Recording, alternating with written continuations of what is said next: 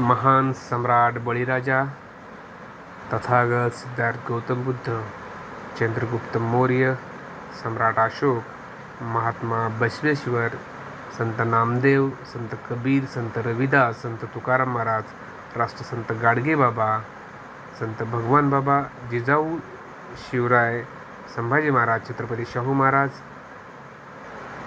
Annabhau Sathe, Jyotirao Phule, Savitribai Phule, Vishwabhushan doctor Babasaheb Ambedkar, Gopinathji Munde यांच्या सर्वांच्या कार्यसिद्धांताला या ठिकाणी मी प्रथमतः अभिवादन करतो. आणि आज संत भगवान बाबा यांच्या स्मृती दिनाच्या निमित्ताने ज्या आपल्या सर्वांच्या उपस्थितीमध्ये मला या ठिकाणी प्रमुख वक्ता म्हणून जी बोलण्याची संधी उपलब्ध करून दिली त्याबद्दल मी सर्व संयोजक यांचे प्रथमतः धन्यवाद व्यक्त करतो. आणि आजच्या कार्यक्रमाचे अध्यक्ष असणारे आदरणीय DYSP रमेशजी सोनुने साहेब, प्रमुख पाहुणे तहसीलदार अंबड आदरणीय दत्तात्रयजी भारसकर, दुसरे प्रमुख पाहुणे तालुका कृषी अधिकारी तारगे साहेब, याचबरोबर इतर मान्यवरांमध्ये आदरणीय मुख्याध्यापक लाडसर, ॲडव्होकेट सातपुते, आणि या कार्यक्रमाचे जे संयोजन समितीचे असणारे संयोजक आदरणीय नगरसेवक गंगाधरजी वराडे, दुसरे नगरसेवक आणि गटनेते शिवप्रसादजी चांगले, याचबरोबर रमेशजी वराडे, अमोलजी वराडे आणि सर्व कावंदी गल्लीतील सर्व संयोजन समितीचे पदाधिकारी यांचं या स्मृती दिनाच्या निमित्ताने मी स्वागत करतो, त्यांना धन्यवाद देतो.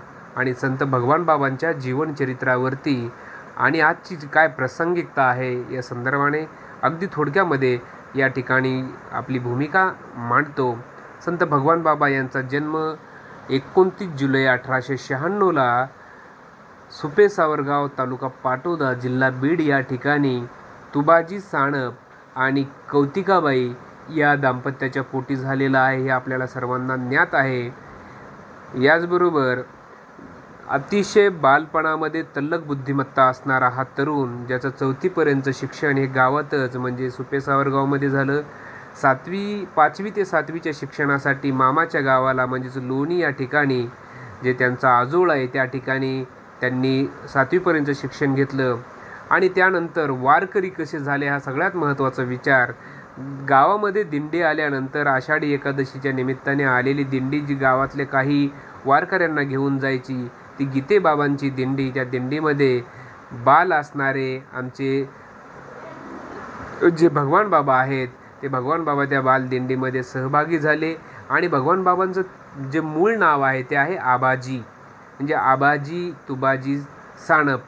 आणि हे बाल आबाजी त्या दिंडीमध्ये सहभागी होऊन तसेच पंढरपूरला गेले आणि पंढरपूरच्या 15 दिवसाच्या प्रवासामध्ये त्यांना खऱ्या अर्थानं जे शिक्षण आहे, जे प्रशिक्षण आहे, जे ज्ञान आहे ते ज्ञान त्या 15 दिवसाच्या दिंडीमध्ये प्रत्यक्ष मिळालं.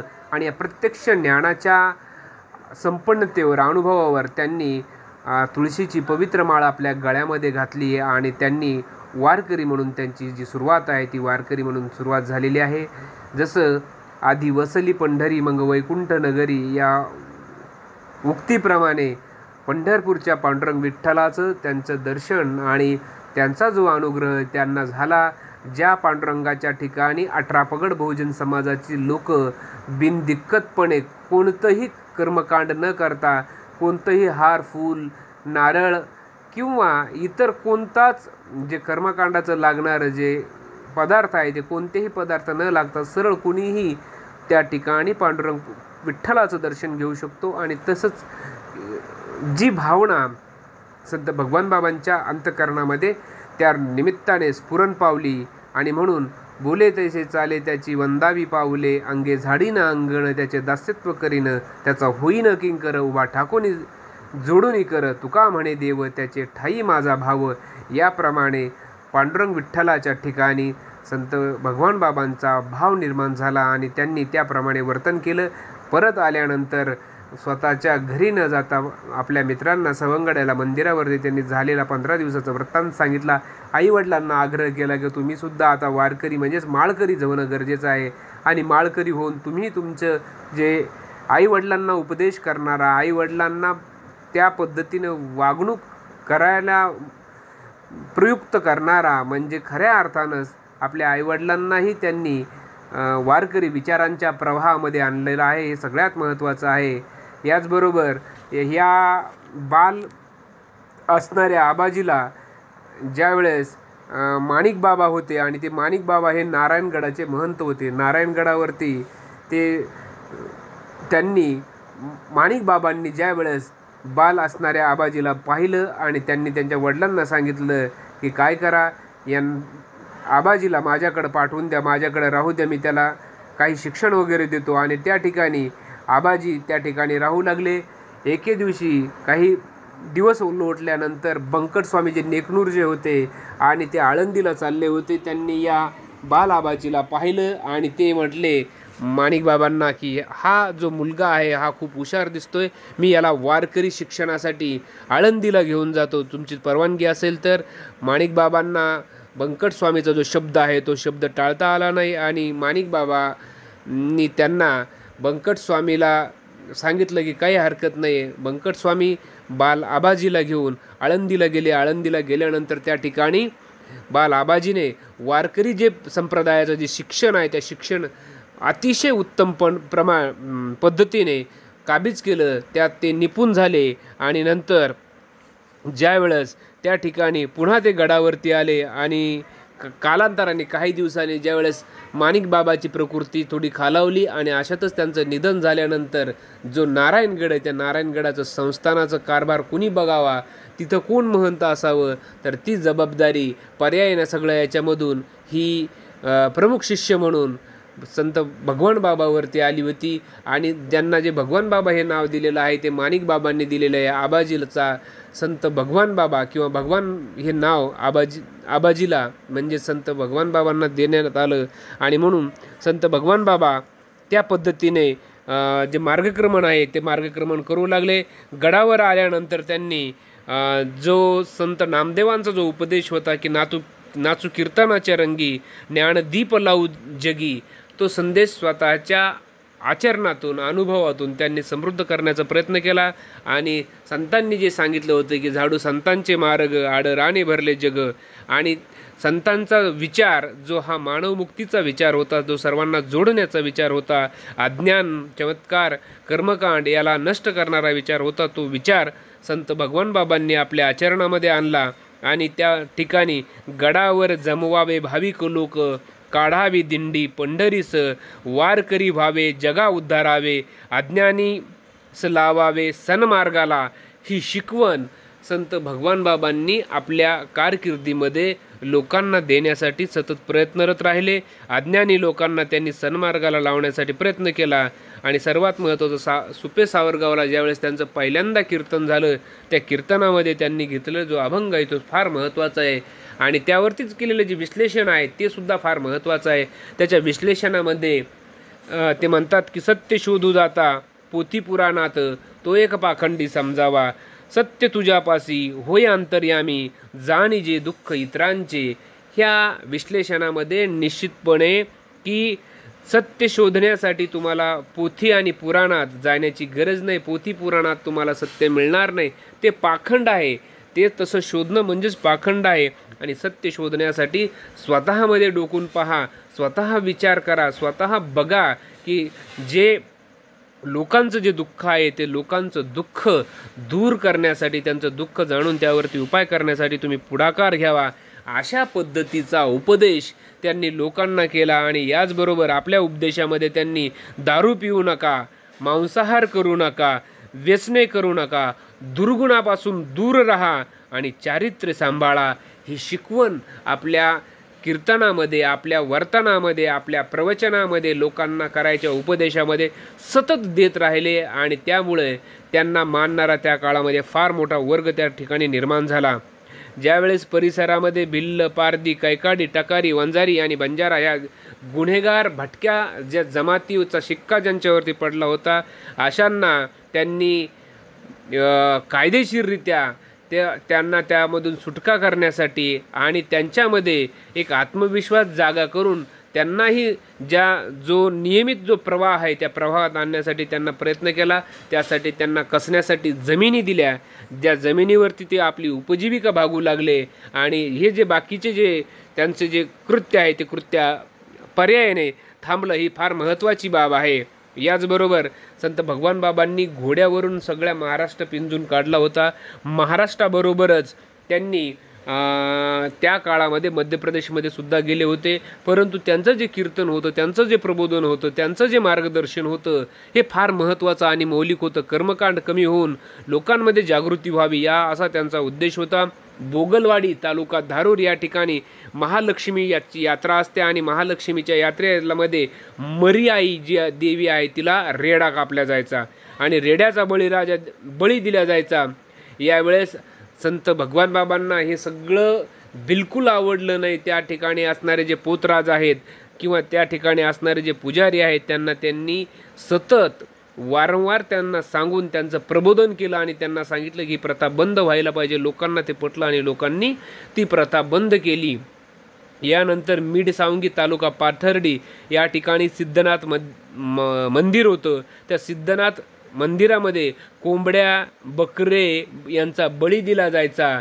याबाबत लोकांचं प्रबोधन केलं तरीही लोक ऐकत नव्हते. त्यावेळेस त्यांनी नगरचे जे जिल्हाधिकारी आहेत, नगर जिल्हाधिकाऱ्याचा प्राणी हिंसा जी आहे किंवा जी बळी देण्याची प्रथा आहे त्यावरती मनाई हुकूम त्यांनी आणला आणि तो मनाई हुकूम त्यांनी त्या ठिकाणी यात्रेमध्ये घेऊन गेले. लोकांना त्यांनी प्रबोधन तर केलंच, पण लोकांनी ज्यावेळेस म्हटलं की देवीचा किंवा आमच्यावरती कोप होईल त्यावेळेस त्यांना समजावून सांगितलं की तसं काहीही नसतंय आणि लोकांना त्यांनी या अंधश्रद्धेतून बाहेर काढलं. याचबरोबर त्या ठिकाणी असणारे जे खाटीक लोक होते म्हणे आता हे जर असं काही बळी द्यायचे नाही, आम्हाला रोजगार मिळतो, मग आम्ही काय करावं.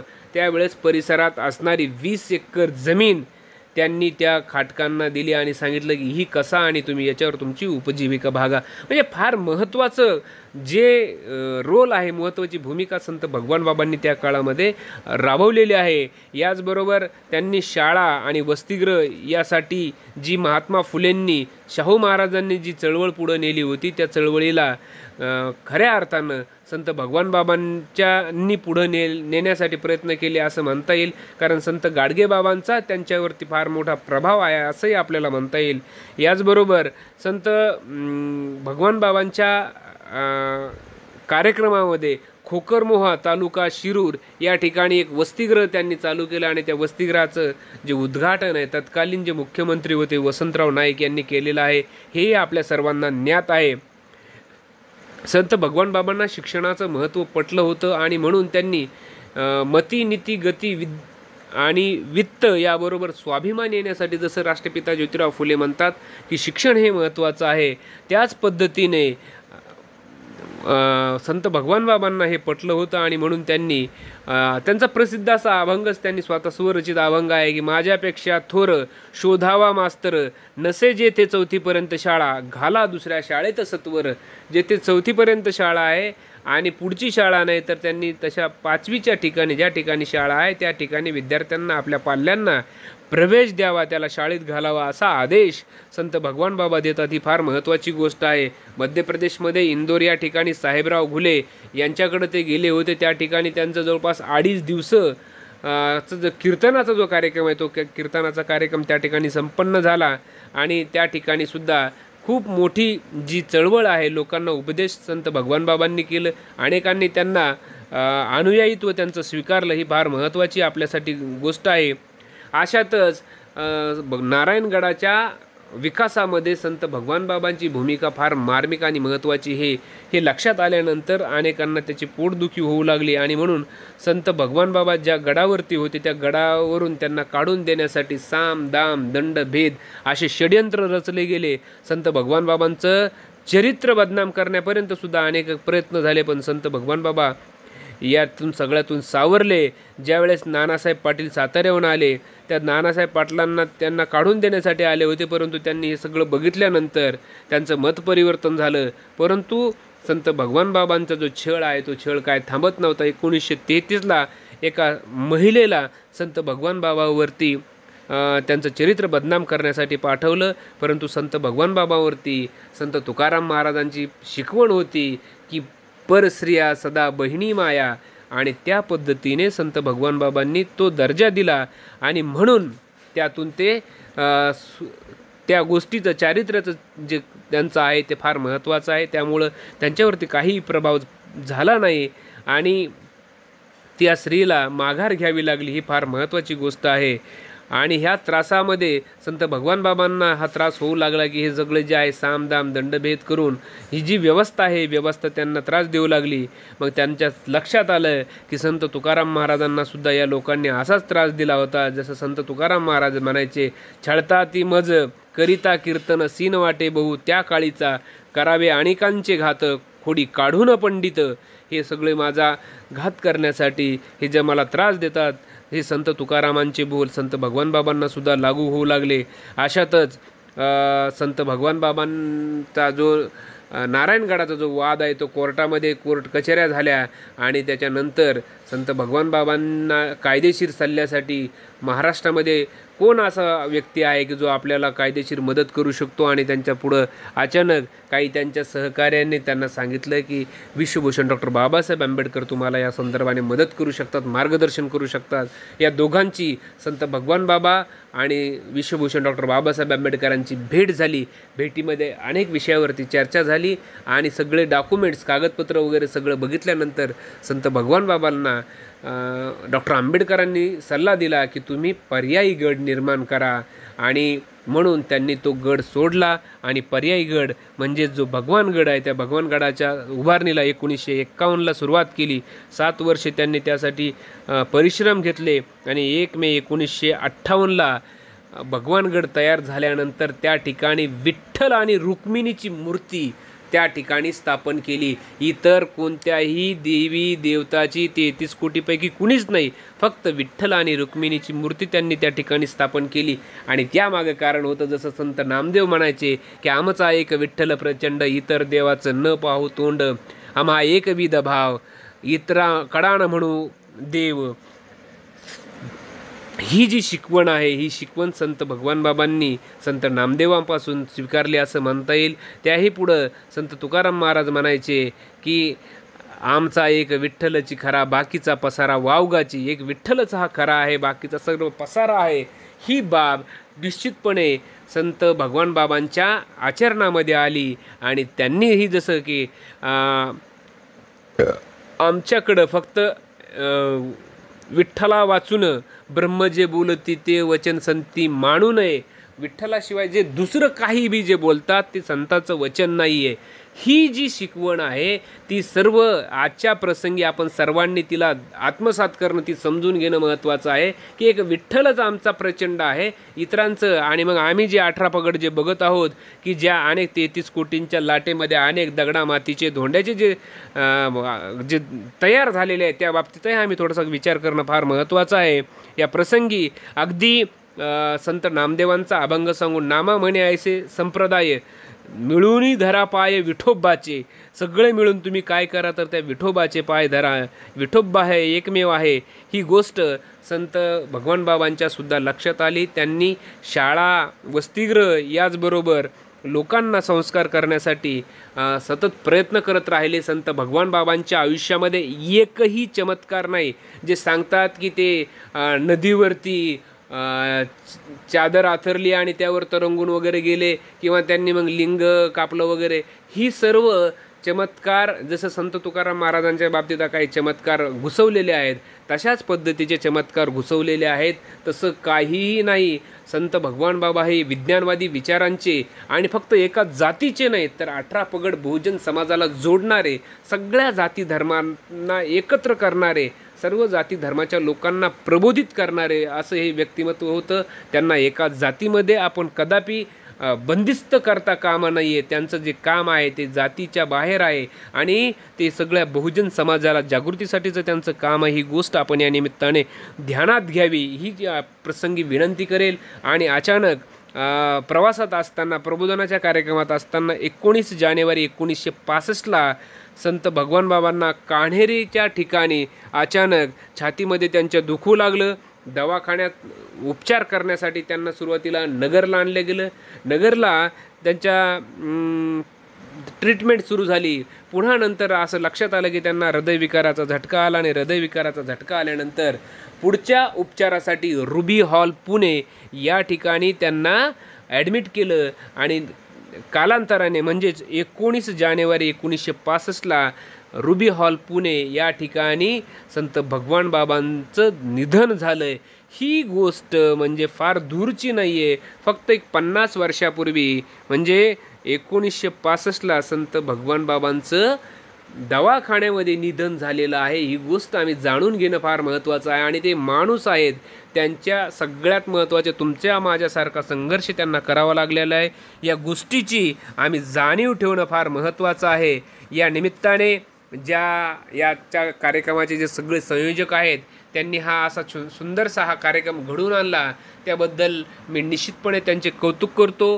जो बोर्ड तयार केला आहे की संत भगवान बाबांच्या स्मृतीच्या निमित्ताने जी एक पाटी तयार केली, त्या निमित्तानेही ती आपल्याला सर्वांना प्रेरणादायी आणि मार्गदर्शक ठरेल अशी आशा आणि विश्वास या ठिकाणी बाळगतो. आपण सर्वांनी मला ऐकून घेतलं आहे आणि याचबरोबर सगळ्यात महत्त्वाचं या चरित्राबरोबर आपण काय शिकावं, तर या चरित्रातून आपण हेच शिकलं पाहिजे की संत भगवान बाबांच्या विचारधारेवरती आपण काम करत असताना चांगल्या दर्जाचं, उच्च दर्जाचं शिक्षण घेणं, महिला मुली यांच्यामध्ये शिक्षणाचं प्रमाण कसं वाढेल यासाठी सतत प्रयत्नरत करणं. कारण संत भगवान बाबांनी शाळा काढल्या, संत भगवान बाबांनी वसतिगृह काढलेत आणि त्यांना मानणारी, त्यांच्या विचारावर आपण चालणारी माणसं आहोत.